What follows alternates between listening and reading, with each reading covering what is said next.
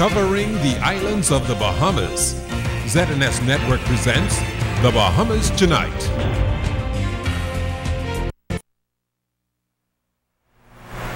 Good evening and welcome to The Bahamas Tonight, the National Report. I'm Keishla Adderley.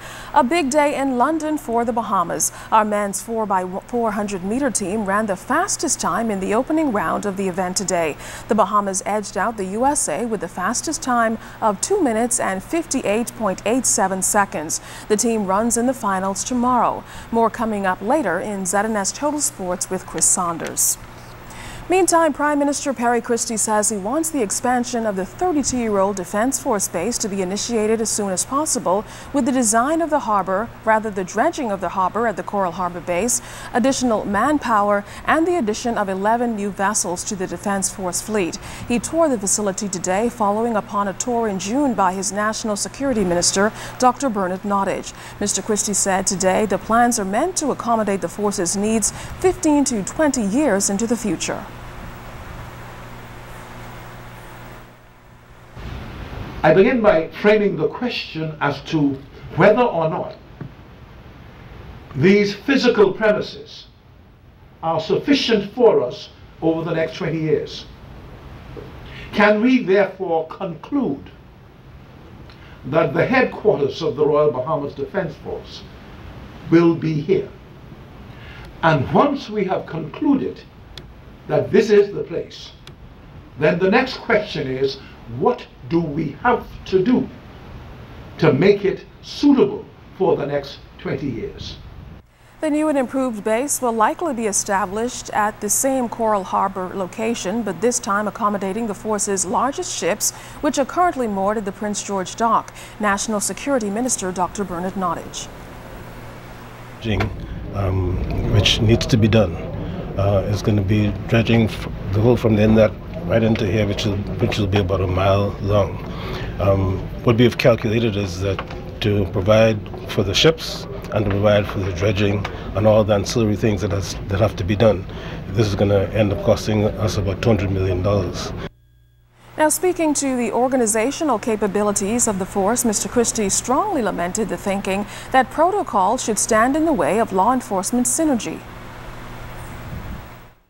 But I'll be damned as a Prime Minister if I would appreciate the niceties that separate you from the police force when it comes down to the overall consideration that I have men and women who are trained in both disciplines with a great capacity to protect our country. And therefore we have to find a way. Even if we find it is not necessary now, we have to find a way. Now, Mr. Christie says the plan is to add some 11 new vessels to the Defense Force fleet.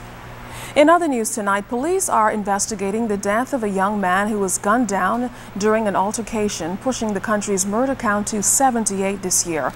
The 29-year-old victim, Raymond Reginald Thompson from Wellington Street off Market Street, was shot several times about the body last night in an area known as the Big Yard, just off East Street. Superintendent Clayton Fernander, commanding officer of the Central Detective Unit, describes the murder scene. Initial information is that the young man, the deceased, was in this yard when he was approached by an individual. There was an altercation, a gun was produced, and he was shot. At this present time, we can't say the motive. We are still early in our investigation, and at this time, based on our information, we are confident that we should be able to bring this matter to a closure. Now, while police are still searching for clues into this latest murder, commanding officer of the South Central Grove District, Superintendent Philio Don Wilson, says his team of officers is doing all it can to beef up patrols in the community. Moving about throughout this area and doing what we ought to be doing, enforcing the laws, maintaining peace throughout the area of the Grove area. And once again, we appeal to members of the public, the good citizens out there. There are many good citizens within the Grove area. We are appealing to you to call us at Crime Tippers number 919 or at the South Central Grove Division with any information, the least little bit of information you have as to who is responsible for what occurred here this evening. Come forward, the information will be held in the strictest of confidence. Police have charged 21-year-old Darius Bannister, seen here wearing the white and purple striped shirt, with the August 5th murder of 22-year-old Jeremy Webb on the holiday weekend. Police say Webb was at the regatta site at New Bight Cat Island when he was stabbed to his lower stomach. He later died in hospital. In court today, Bannister, a native of Cat Island who lives here in the capital, was not required to enter a plea.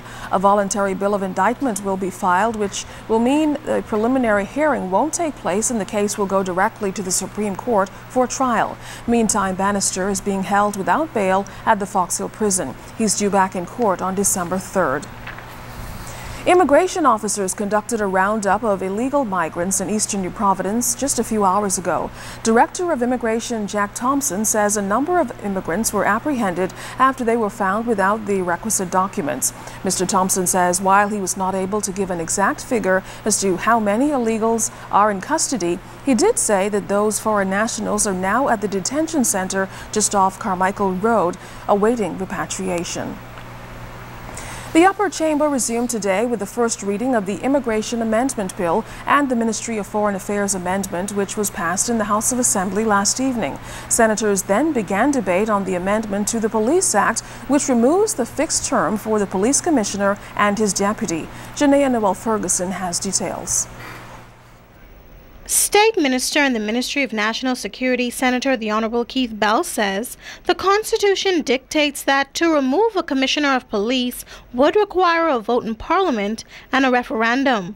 However, he said the FNM failed to do this back in 2009 when they amended the Police Act and established a fixed term for the top police post.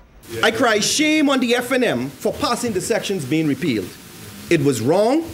It violates the sacred trust placed in parliamentarians by the electorate, and it is not in the interest of the Bahamas to allow the provisions to remain.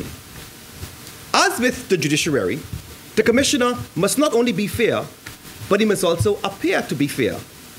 This is an essential component in a democratic society governed by the rule of law.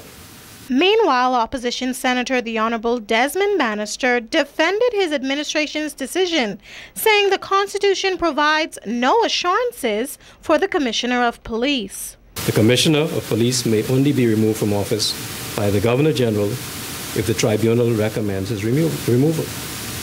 The Constitution gives the Governor General the power to remove the Deputy Commissioner.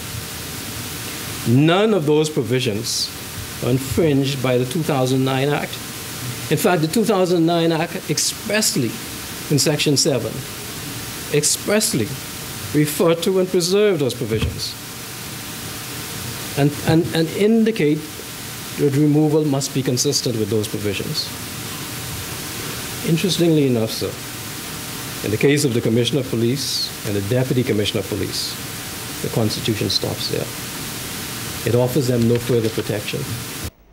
A fixed term, Bannister says, was progressive thinking to modernize the police force, and if it does not exist, the commissioner is appointed for life, regardless of his performance or his health, and that's why he says he would not support the amendment.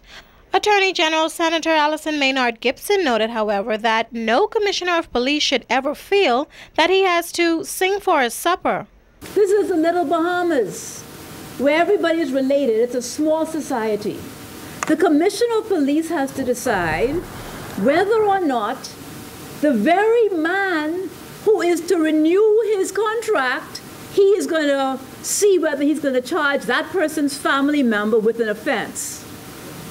People might expect that he would pause for a minute and seriously consider whether he would do that. I hasten to add now, I'm just giving an example.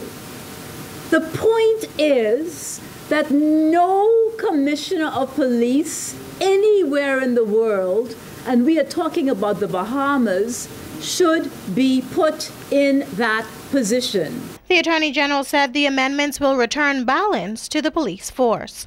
Janaea Noel Ferguson, ZNS News. Senator Bell also gave a brief update on the government's Project Safe Bahamas, a project he said is making inroads and causing a dent in crime.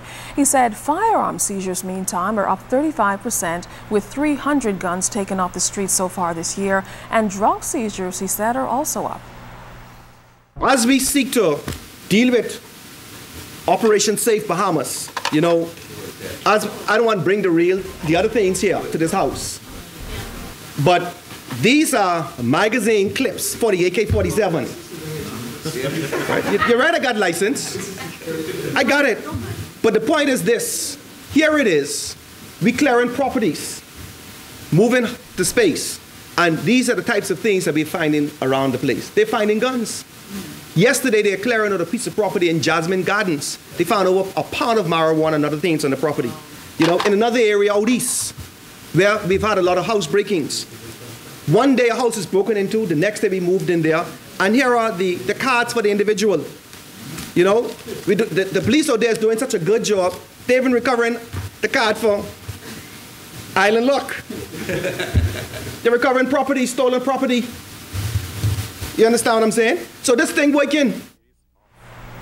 Well, still to come in the Bahamas tonight, we'll tell you why society depends on these men and women so much. That story's after the break. Stay tuned.